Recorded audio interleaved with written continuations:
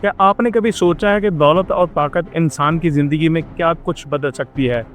आज की कहानी एक ऐसे शख्स की है जिसने अपनी मेहनत और दहान से बड़ी दौलत कमाई, लेकिन एक गलत कदम ने उसकी ज़िंदगी को तबाही की तरफ धकेल लिया। ये कहानी है माइकल की, जिसने कुछ लोगों के साथ मिलकर कपड़ों की एक बड़ी कंपनी बनाई और ये लोग सर्फर्स के लिए कपड़े बनाते थे। सर्फर्स के लिए कपड़े बनाने के हवाले से कंपनी का नाम भी उन्होंने साल्ट लाइफ रखा, यानी कि नमक की ज़िंदगी, जिसका समुंदर से गहरा ताल्लुक था। इस हवाले से उन्होंने इस कंपनी का नाम रखा। ये कंपनी इतनी मशहूर हो गई कि इसके गलत नामों से स्टिकर्स मुख्तलिफ जगहों पर लगने शुरू हो गए। माइकल ये कंपनी बड़े अच्छे तरीके से चला रहा था और एक दिन उसने फैसला किया कि वो इस कंपनी को फ़रोख्त कर देगा। आप अंदाज़ा लगाएं कि एक छोटी सी कंपनी जो उसने शुरू की थी लोगों के साथ मिलके, वो उसने $40 मिलियन में फ़रोख्त कर दी। ये एक छोटी रकम नहीं थी। इसके फ़रोख्त के बाद वो एक अमीर आदमी बन गया था। अगर इतनी दौलत अचानक एक इंसान के पास आ जाए तो बहुत कम लोग होंगे जो अपने आप पर काबू रख सकते होंगे। वो आपे से बाहर हो जाते हैं और माइकल के साथ भी ऐसा ही हुआ। वो एक दिन एक ATV पर सवार था और कुछ देर के बाद उसको हादसा पेश आ जाता है, जिसके बाद वो फैसला करता है कि वो जिस्मानी थेरेपी के लिए जिम जाना शुरू कर देगा। पैसे तो थे उसके पास, दौलतमंद तो था वो। जब वो जिम जाना शुरू कर देता है तो वहाँ उसकी मुलाकात एक लड़की से होती है जिसे वो अपने ख्वाबों की शहजादी समझने लगता है। इस लड़की का नाम ग्रेस है, जो इस जिम में काम करती है जहाँ पर माइकल ने आना शुरू कर दिया था ताकि अपने जिस्म की थेरेपी कर सके, उसको बेहतरीन बना सके। माइकल के दिल को वो लड़की बहुत अच्छी लगती है और वो उसके हवाले से ख्वाब देखना शुरू कर देता है। मगर इसके साथ साथ माइकल के साथ एक मसला था। उसकी वजह या वो मसला क्या था? वो ये था, वो पहले से शादीशुदा था और उसकी उम्र भी 54 साल थी, जबकि ग्रेस सिर्फ 18 साल की थी। लेकिन कहते हैं ना, जब आपके दिमाग पे कोई चीज़ सवार हो जाए, यानी कि दिमाग पे अगर इश्क का भूत सवार हो, तो फिर आप अपने दिमाग को दुरुस्त करने की बजाय अपने मंसूबे पर अमल करने के हवाले से मसालें तलाश करना शुरू कर देते हैं कि मैं कैसे अपने मंसूबे पर अमल कर सकूं। और माइकल ने भी ऐसा ही सोचा। उसने सोचा कि अगर लियोनार्डो डिकैप्रियो ऐसा कर सकता है तो मैं क्यों नहीं कर सकता। इस सोच के बाद वो ग्रेस से फ्लर्ट करने की कोशिश करता है और हैरत अंगेज़ तौर पर ग्रेस भी उसमें दिलचस्पी लेती है। इसे माइकल की उम्र रसीदा शख्सियत पर कोई एतराज़ नहीं था। अब वो दोनों जिम में फ्लर्ट करना शुरू कर देते हैं और फिर जल्द ही वो डेट्स पर भी जाते हैं और फिर बाकायदगी से एक दूसरे के साथ उनकी मुलाकातें होती हैं और वो बहुत ज़्यादा वक्त गुजारने लगते हैं। और देखिए माइकल का हौसला कहाँ तक खुल गया था कि वो उसे अपनी गर्लफ्रेंड कहना शुरू कर देता है। उनकी कुर्बत इस हद तक बढ़ चुकी थी कि वो साथ मिलकर कारोबार भी शुरू कर देते हैं। एक तरफ तो ग्रेस अपने इस ताल्लुक़ के हवाले से बहुत खुश थी, उसका टाइम बड़ा अच्छा जा रहा था, जबकि दूसरी तरफ उसके वालिदैन को जब ये मालूम होता है कि उनकी बेटी अपनी उम्र से 3 गुना बड़े शख्स के साथ ज़िंदगी गुजारना चाह रही है, तो वो उसको अच्छा नहीं समझते। वो चाहते हैं कि ग्रेस अपने ताल्लुकात पर गौर करे कि वो किस सिमत में जा रही है और उसकी ज़िंदगी कैसी होगी। ग्रेस और माइकल बिजनेस ट्रिप के हवाले से शहर से बाहर जाने का प्लान करते हैं और ग्रेस अपने वालिदैन को फ़ोन करके बताती है कि वो माइकल के साथ शहर से बाहर जा रही है और उनका ये सफ़र प्योरली बिजनेस पर्पज़ के लिए है। वो उनको बताती है कि वो कारोबारी सफ़र के लिए डेटोना जा रहे थे। ग्रेस के वालिदैन उसे रोकना चाहते थे, लेकिन वो ऐसा नहीं कर सकते क्योंकि ग्रेस बालिग थी और वो अपने फ़ैसले कानूनी तौर पर खुद ले सकती थी।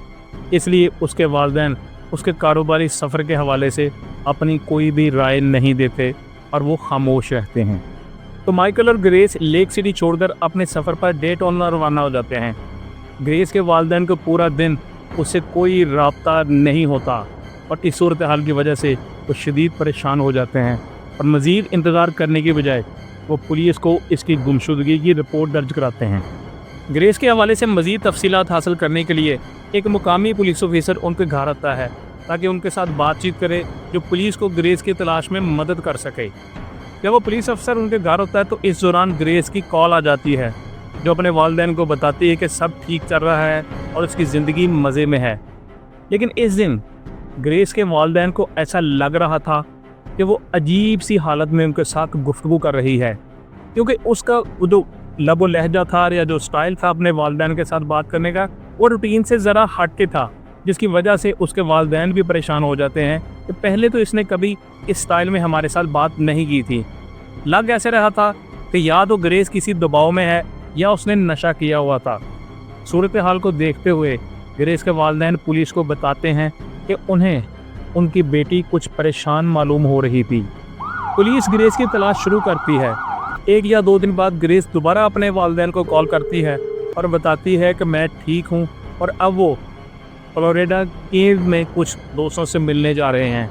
फ्लोरिडा के सफ़र पर ग्रेस और माइकल फैसला करते हैं कि वो सिंगर आइलैंड पर रुकें और एक दिन साहिल समंदर पर ज़िंदगी को एंजॉय करें। साहिल समंदर पर ज़िंदगी गुजारने के बाद वो अपने होटल के कमरे में वापस आते हैं। अभी तक तो इन दोनों की ज़िंदगी में हर चीज़ बिल्कुल ठीक चल रही थी और लग ऐसे रहा था कि ग्रेस के वालिदैन बिला वजह परेशान हैं, लेकिन अब होटल में उनकी ज़िंदगी एक भयानक मोड़ लेने वाली थी। होटल के कमरे में ग्रेस और माइकल बच्चों की तरह खेलना शुरू कर देते हैं और वो दोनों इसको एक पार्टी का नाम देते हैं।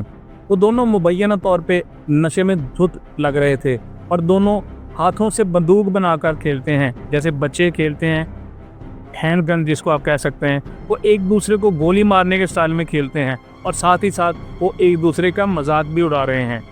खेल के दौरान ही माइकल ग्रेस से कहता है कि अगर वो अपना हकीकी फुल प्राइस करने वाला सामान लेके आए और उसके साथ उसको निशाना बनाए तो कैसा रहेगा, हमें गेम में थोड़ा सा ट्विस्ट मिलेगा और हकीकी मज़ा मिलेगा। माइकल ऐसा ही करता है। पहले तो वो दोनों हाथों से बंदूक बनाकर खेल रहे थे, फिर माइकल अपना असली हथियार लेकर आता है और उसे डायरेक्ट ग्रेस की तरफ पॉइंट करके गोली चला देता है। गोली सीधे ग्रेस के पेट में लगती है और वो ज़मीन पर गिर जाती है।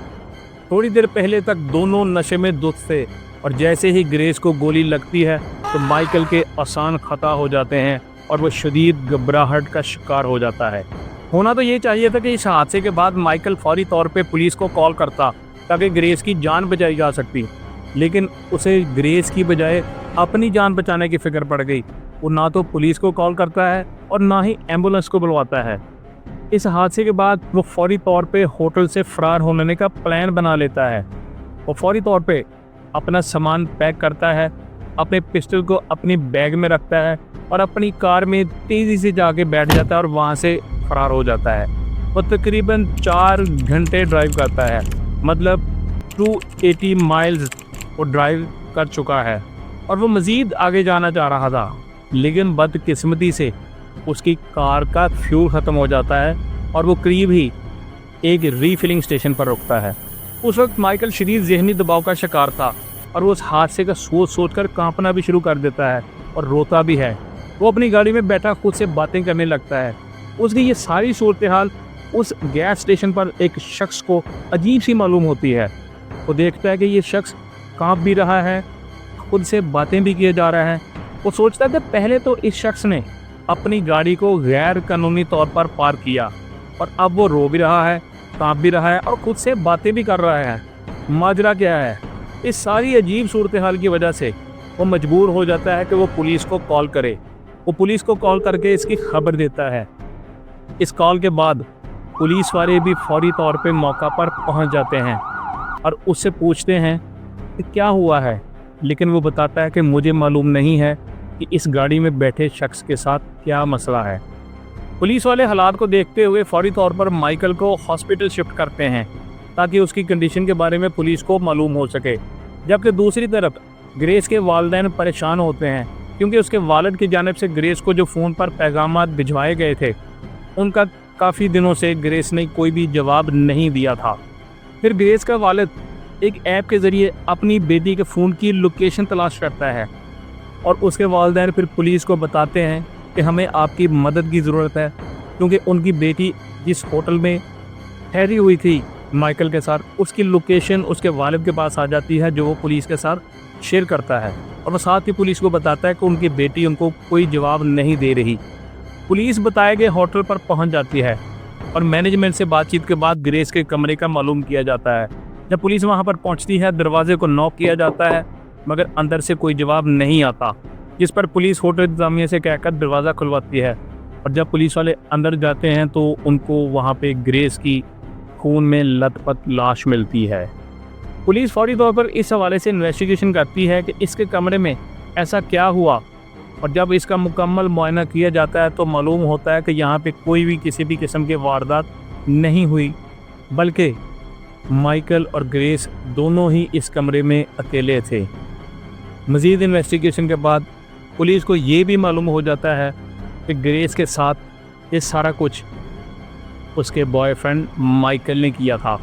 जब माइकल वहाँ से भाग रहा था तो उसने बाकी सामान तो उठा लिया, लेकिन वो अपना आईडी कार्ड जो है वो वहीं पे भूल गया। और उस आईडी कार्ड की मदद से पुलिस को माइकल को पकड़ने के लिए बहुत ज़्यादा कोशिश नहीं करनी पड़ी। और पुलिस को ये भी मालूम हो जाता है कि माइकल इस वक्त उस एरिया से थोड़ा हट के, यानी 300 किलोमीटर हट के एक हॉस्पिटल में मौजूद है। जब पुलिस वहाँ पे पहुँच के माइकल को हिरासत में लेती है और उससे सवालात किए जाते हैं तो वो बताता है कि उसने अपनी गर्लफ्रेंड को मारने का कोई मंसूबा नहीं बनाया था, बल्कि वो दोनों तो एक दूसरे के साथ खेल रहे थे और मजाक कर रहे थे।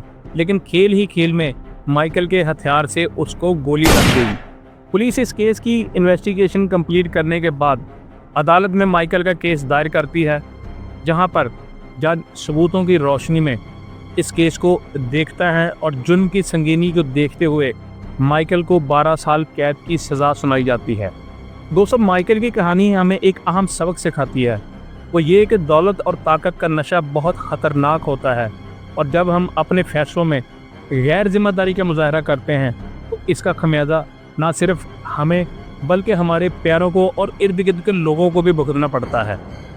हमें याद रखना चाहिए कि ज़िंदगी में हर कदम फूंक फूंक कर रखेंगे तो ही हम महफूज रह सकते हैं। अपने अमाल की जिम्मेदारी हमें कबूल करनी चाहिए, क्योंकि एक लम्हे की गलती पूरी ज़िंदगी को बदल सकती है।